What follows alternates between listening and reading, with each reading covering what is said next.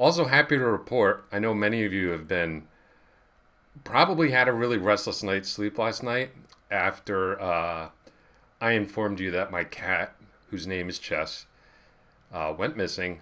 But I'm happy to report that this morning he came back home clean as a whistle without a scratch on him. So he's already back outside doing his thing. So I think he just got lost, chasing some birds or something, and just took a while to get back home. But he's back safe doing his thing. So I'm in a really good mood today.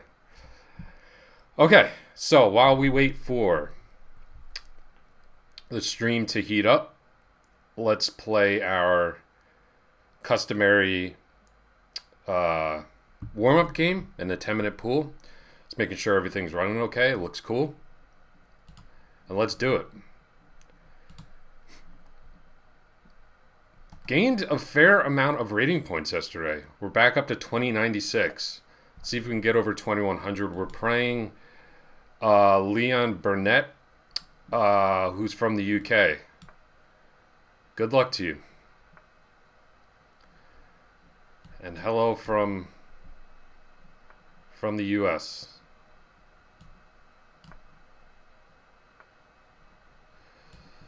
Okay, my opponent's playing. I've never seen this treatment of the Dutch before where this pawn is hanging back like that. Just wondering if I should go d5 here. Because I know one thing I know about the classical Dutch is that you're always supposed to meet d5 with e5. So if he's trying to go for a classical Dutch, that would be a real problem for him. So let's play it. Because I think if he was trying to go Leningrad, he would have played g6 by now. If he was trying for a stonewall structure, he would have a pawn on d5. Ah, okay. See? He went e5, but we're just going to take en passant here. And I think Black has gotten himself into a bad version of the classical Dutch. I'm pretty sure that's just what happened. I have some familiarity with this because in some of my early desperate days in the New York City chess circuit, I dabbled in the classical Dutch a little bit. Took the advice of Simon Williams. It wasn't for me. I am just like a very classical player. But the one thing that I remember that just sticks in my mind about the classical Dutch was Simon saying you always need to meet d5 with e5. So the way he got into this move order, I played d5 early, and I was just able to take en passant. So I think this should be favorable to me. I'm not exactly sure why, but I'm going to trust the Ginger GM's expertise.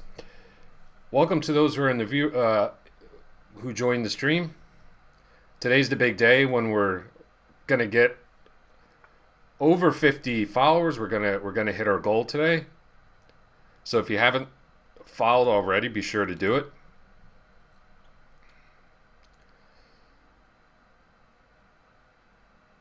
And of course, once we're affiliate, look out for the chance to become a founding subscriber on the stream. You're not going to want to miss that. Okay, that's going to give you some real social cachet.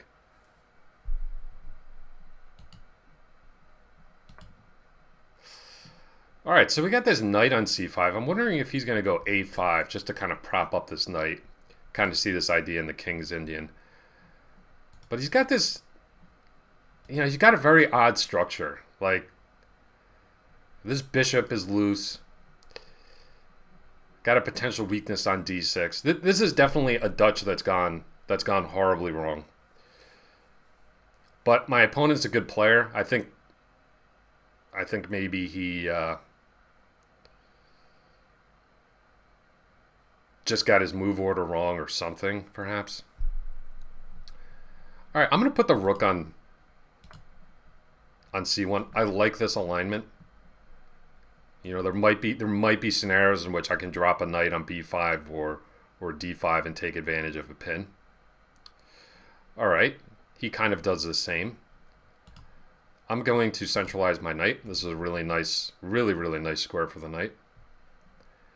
And then probably just look to connect my rooks. Okay, and let's do that by playing queen c2, hitting this pawn.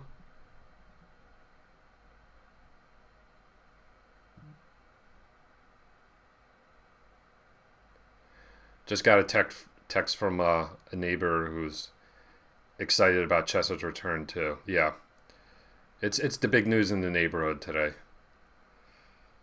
And yes, I have a cat named Chess. Are you surprised? All right. So I think I'm just looking at Black's position and I just see weaknesses everywhere. I'm not going to try to overcalculate this position or do anything crazy. I'm just going to put my pieces on good squares and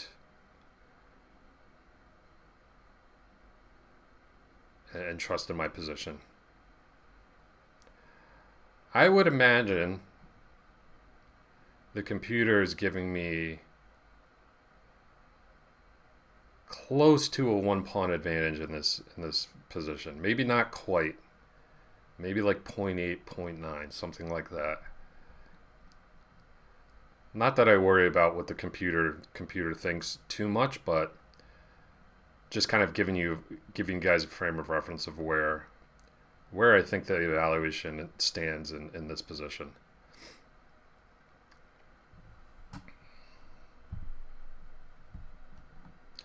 Let me just check the stream, make sure everything's looking good. It is. Okay, and my opponent plays a5. I think that's a good move, just kind of propping up this knight. Makes a lot of sense. Just hedging against maybe the move b4. I'm gonna just develop my bishop to f3. Well, not develop, because it was already developed, but we're just going to improve this piece, gain more control over the e4 square. And I'm not in a hurry to do anything in this position. Like, I'm just going to let Black stew in the juices of his position and just see what happens. Like, I would not want to be Black right now and try to find a move, because basically everything looks unattractive to me. I mean, look at the latent power of this bishop on b2. Like, it's just biding its time. It's like a lion in the savannah, hiding in the weeds, just getting ready to kill stuff. So, loving my position, loving my time edge on the clock. All in all, really good. So, that is a move, but it does lose a pawn. Should I take it? Would let the bishop to e5. I do not think I can take that pawn, because bishop f5 would be a huge problem for me. So no to that move.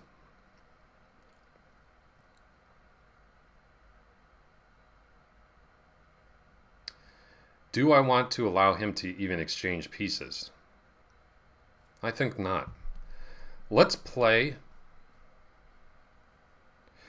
Now, the one move I'm just looking at to make sure is not a problem is bishop h4. Hitting this. I think that's a total non-issue. So let's bring the knight here. Open up this bishop. Just got to watch this knight. It is a little short on squares, but there's no way, c5's not on the cards anytime soon. So that's just something I got to keep I gotta keep dibs on. Like, don't get too lazy with that. Okay, and he brings the bishop there. I think the right thing to do now in this position is just to prepare the move b4 and kick this knight. See where this knight goes. Play off my time advantage, which is a very rare commodity in my streams. Very rare. Okay, he's looking to put pressure on the long diagonal. So far, I think I have that covered just fine. So let's go ahead with our plan and push. I expect him to take. He does. And where's this knight going? It's tough. Okay, back there. That's a sad square for the knight. So where to go in this position? Gotta watch out for move c5. Definitely gotta watch out for that. And obviously, b3 is hanging. So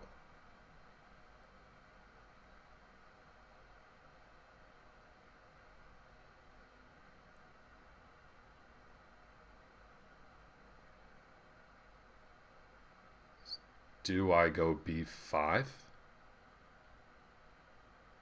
I'm actually looking at b5 here. I don't like the look of just passively defending this b4 pawn and running into c5. I didn't like the look of that.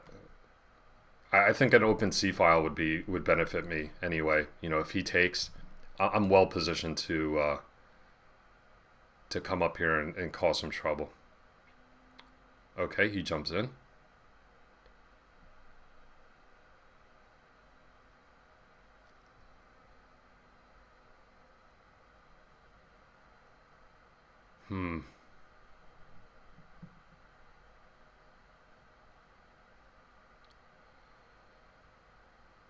Yeah, I'm just wondering in this position if I just made a really big oversight about missing the knight hopping in here and the move c5. Man, I think that's a problem for me.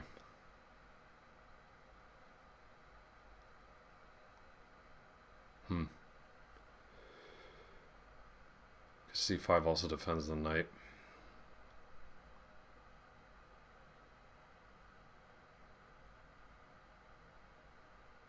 Actually, I'm okay. I'm okay. I just saw the idea.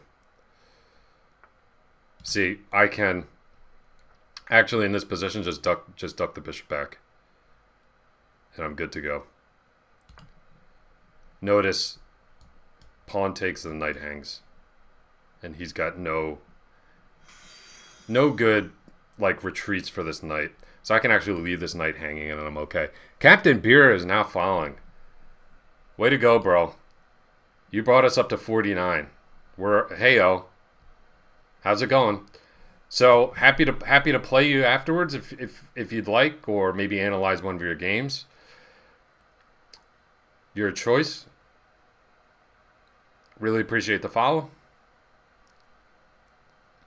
Just waiting for the stream to snowball into something that'll catch fire. Usually does around the 30-minute mark or so. You know, we've had some really nice streams recently. Okay. So we've got this tension.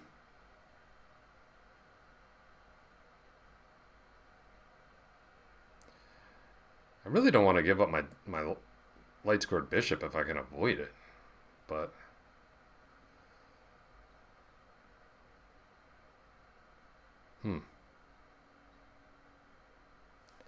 all right, let's hop this knight into f4. This is a really interesting position. Just really interesting not even pawn tension, which is something which is something that's really common in chess, but piece tension. Who's going to relieve the tension first and take a piece? That's really interesting. Chillin', you started playing a week and a half ago and you're trying to learn? All right, cool, man. All right, so he finally takes, which means I got to take now. That's part of the deal. And I would expect a capture here. Now, I got to take here because if I take on f6, there's an intermezzo. Now, I'm actually going to throw in an intermezzo of my own. I'm going to play bishop d5 really quick just to save this piece. And then and only then play f takes e. And then I'm expecting an exchange on a1. Yeah, so really interesting. I mean, this is a really fascinating position. Like, I can't say this is something that I've really ever encountered before. I got nice pressure on the A file. And he's got nice pressure down the E file. Let's see. In this position, we don't want to lose this pawn, that's for sure. I feel like I'm standing slightly better, just because of I think I have a slightly safer king, and I like the I think my minor pieces are slightly better, especially this bishop. This bishop on c8 is no good. It's no bueno.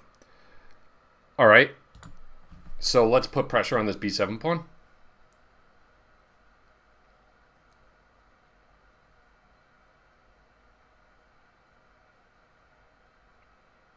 It's a little difficult to defend. The knight is good on e4 for sure, but it does block black's counterplay on the e file a little bit. Okay, he drops back with the knight to defend.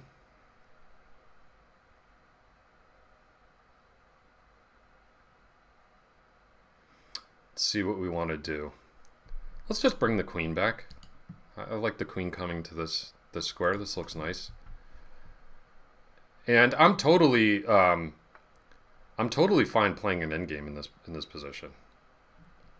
All right, now that things are getting a little, I want my rooks to be connected, I think. Let's connect the rooks with a specific idea in mind. Oh, that walked into a really nasty tactic. Oh man. Bad move by me. How did I miss that? Yikes. Yeah, this is a disaster for me. Ah, man, I had such a nice position. I think this is basically resignable. Just because I'm going to have a problem with the knight on f4.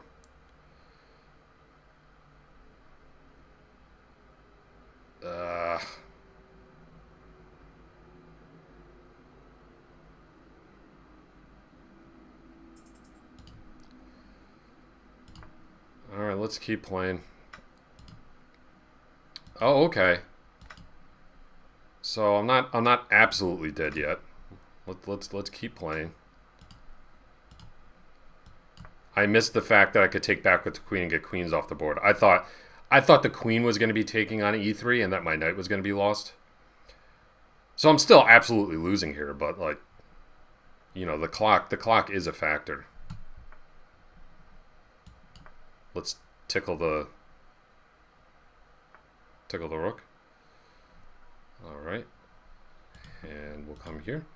Just trying to make things as complicated as possible. All right, we'll take here.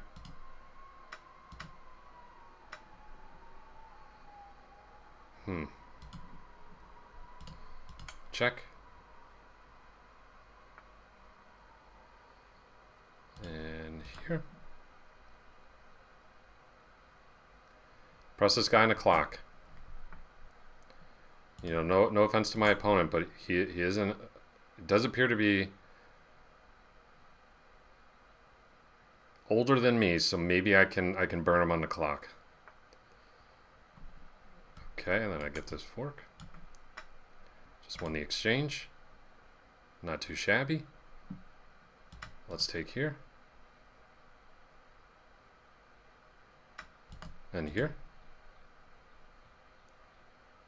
My king's well positioned to stop this pawn. Take. Bring the king over. Blockade.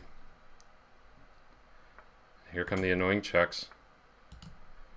Block the rank.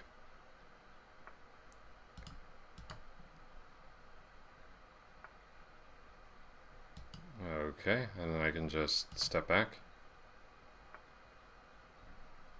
and play here and here. And let's give a really disruptive check that he's not expecting. That's just a little time trick. You know, he probably maybe had a move pre-moved, and then you throw in this check that they're not expecting, and they're like, wait, what the heck's going on? Why can't I move? And then they flag. All right, so we got the dub there.